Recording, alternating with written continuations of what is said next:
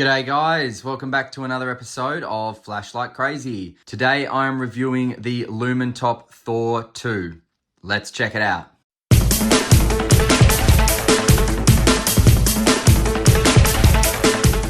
Alrighty, so in the box of the Lumintop Thor 2, you're going to get this little inner box, and inside you will get some foam, and that's it.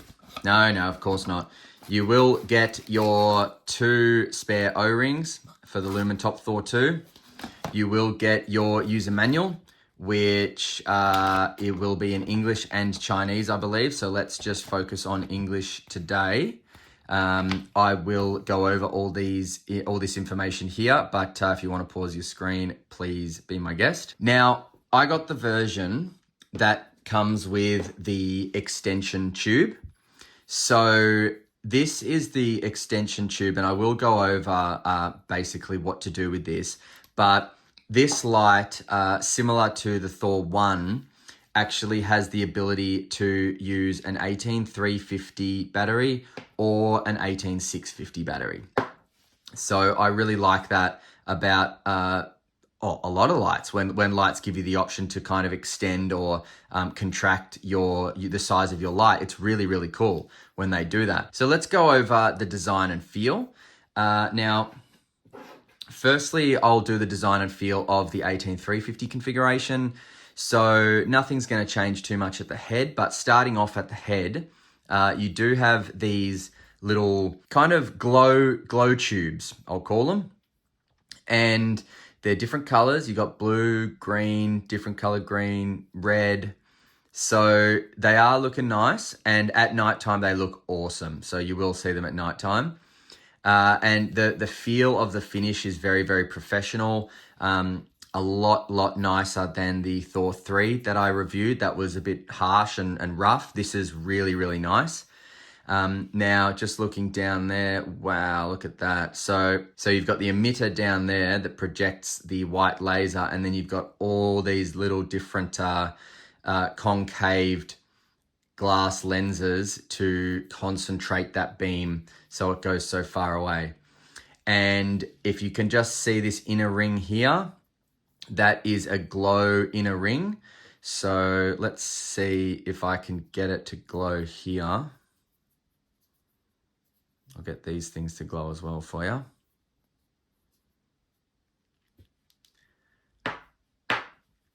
So that's it glowing there. So that's what it looks like after the light's been on. It looks really, really cool. And if we can, there we go. So there's the green, there's the blue, there's the red. Red does need a bit more to kind of get glowing, but green and blue look really good. Looks great at nighttime, which you guys will see. Now, if we move on to kind of like the top of the body here, you can see you've got the heat-seeking areas there. They actually look like they're going to do something. A lot of lights have kind of heat-seeking, which I think are purely for show, whereas this is, these I think are going to really do a good job. Then, obviously, you've got this golden-looking ring around it. Has the Lumintop symbol, Lumintop name, and the serial number. Nice touch.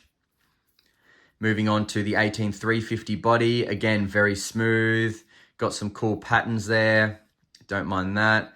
Does have a lanyard hole area, which is right there. And the tail cap is not a rubber clicky. It is a metal clicky, and it is a reverse clicky as well. Now, the cool thing about the tail cap, I will just show you.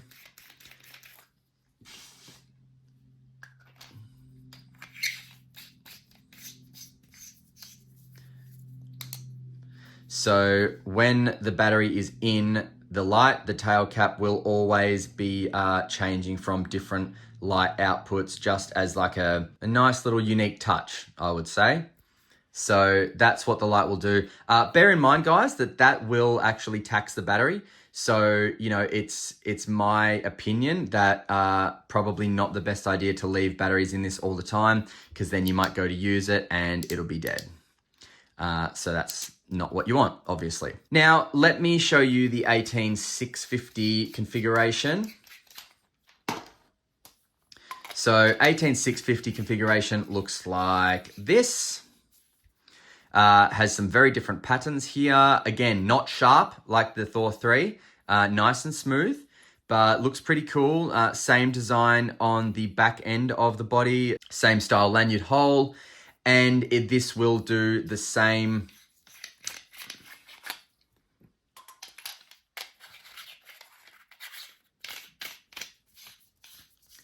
This will do the same as the 18350 tail cap. When you've got the battery in it, it will glow like that and it'll just change colors. All right, so let's go over the measurements. So the face of the Lumintop Thor 2 is 4 centimeters, 3.9 actually, 3.9 centimeters. Now that's going to taper in dramatically into the body at roughly 2.5 centimeters, I would say. And the tail cap is 2.8 centimeters, so just 2 millimeters less. And the tail clicky is 1.2 centimeters, 1.2 centimeters wide. So nice tail clicky. Now head to tail is 13.5 centimeters, which is to the end of where the tail clicky is. Okay, 13.5. Now let's do the weight with the battery in the 18650 configuration. So you've got there 166 grams, 166.5 grams, let's say.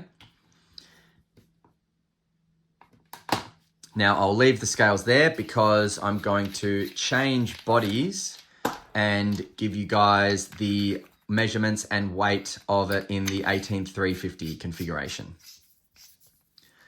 So obviously the face is going to stay the same. I'll just give you a refresher. It was 4 centimeters or 3.9. Head to tail in the 18350 configuration is 10.5 centimeters. So I believe it's a good 3 centimeters shorter. Yeah, so that it would go to about there roughly. So that is about 3 centimeters shorter, which is nice. It's nice to have the option. It really is.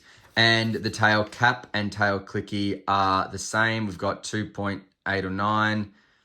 And then the tail clicky is 1.2. Now the weight with the 18350 configuration is 134.05 grams.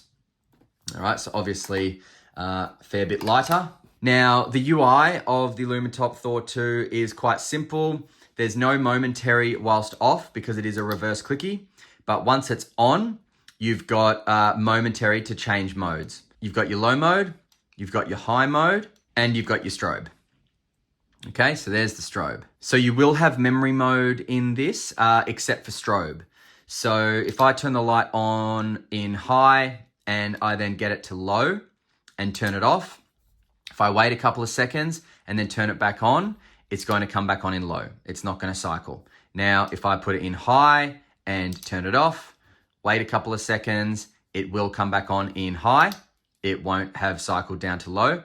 But if I put it on in strobe and then turn it off, wait a couple of seconds, turn it back on, it will come on in the last output before it went to strobe, which in this case was low. So to get to strobe, it's got to be from on, and you just need to either momentary or click the tail clicky twice. That's it. So 1, 2, and you've got strobe. That's it. And then again, to get back to your other outputs. And that's it. Lockout mode is going to require a half a turn, and then it'll lock out. No mechanical lockout here, which is fine. This isn't a light that I would be carrying in my bag or pocket with the battery in it. If I'm using this light for any specific reason, I am going to be, it's going to be in my hand and it's going to be pointing in the direction I need to see. So no need for a mechanical lockout, in my opinion. A half a turn is sufficient. Now, just taking a look at the beam profile, we'll do it on the table first. So that's in low. And obviously the hotspot is very, very tight. This is just a laser emitted phosphorus. So you're not going to get any spill with that. There it is on the wall. Now, if we just cycle up to high, there it is. So very, very tight. Nothing else. Nice little yellow kind of corona around that. Looks really cool. And then if I just slowly bring it down from the wall onto the table there, there's the beam. Put it down here. Nice and bright. Now, the outputs of the Lumintop Thor 2 are a low mode of 40 lumens, which will run for 5 hours with your 18650 and 2 hours with your 18350. And it doesn't give you the beam intensity with low mode, but in high mode, in the 18650 configuration, you'll get 5 minutes of 350 lumens, and then it will drop down. It'll step down with 2.5 hours of lower outputs, but it doesn't specify. And the candela rating of high is 738,000, and that is going to reach 1,700 meters, so 1.7 kilometers. And strobe is 200 lumens, and it doesn't specify for how long or how far for that matter, but it's just 200 lumens. I don't really know if I'd use strobe with an LEP, to be honest. I do, for me personally, I think that LEPs are good, good focused beams to just see something very specific a long way away. I don't know what the benefits are of being able to strobe with an LEP. I mean, if anyone has used strobe in an efficient way, please let me know. I just can't think of any applications where I'd use strobe in an LEP, but that doesn't mean there's no applications possible. It just means I haven't figured it out yet. Now, this light is 1 meter drop resistance. It is IPX8 water, which is 2 meters of submersion, which is pretty cool. And I guess let's wait no further, guys. Let's head out to some night shots and see what the Lumintop Thor 2 is capable of. All right, see you in a sec. All right, out here with the Lumintop Thor 2. That's on high. And that is just a lightsaber. Have a look at that. The rings there. That's so cool, man. All right. We got probably about 250 meters away there. Getting it with ease. No dramas. All the way over there. Getting it with ease. Anything I pointed out, I'm seeing that tree with ease. Anything in there.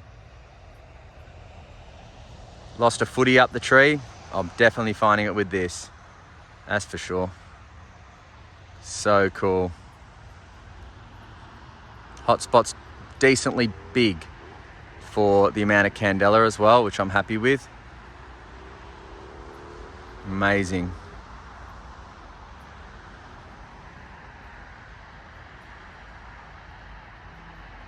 Obviously no spill, but very, very usable white laser light when you're looking for into a specific area and nothing else.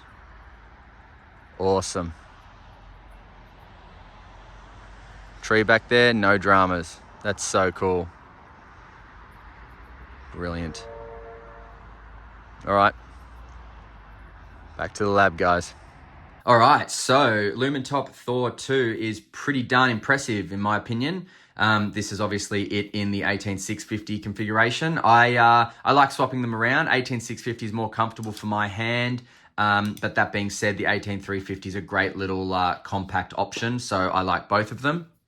Now, final thoughts on this, I guess, guys, is that it's a brilliant, brilliant thrower, obviously. It is an LEP, so it kind of restricts what applications you can use it for. Very, very specific applications, something you need to see at a great distance without any spill. And that is sometimes good for hunting, sometimes good for fishing, spotlight, anything like that is, it can be really, really useful. Other than that, it's not a very practical light. One little gripe I have with the Lumintop Thor 2 is I would have liked to have seen the same tail clicky as the 1 and 3. That is a much nicer, much more responsive, better feeling tail clicky. These tail clickies do feel quite cheap and they feel quite tacky. So I don't know if you can hear it. It just feels a bit tacky. And if you don't get it right in the middle, it's probably not going to press in properly. That's not a bad thing for going momentary, actually. Just noticing while I'm doing it, that's kind of nice for momentary, to be completely honest. But it still does feel a little bit tacky. And I would just have liked to have seen a bit more care taken in the tail clickies.